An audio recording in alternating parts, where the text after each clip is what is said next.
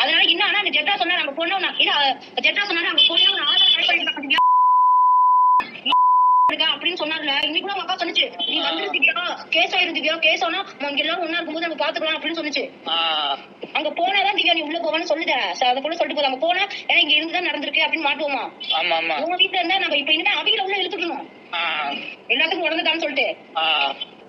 டேய் தம்பி, இங்க இது அந்த பிள்ளையோட ஃப்ரெண்டு தான் நானு.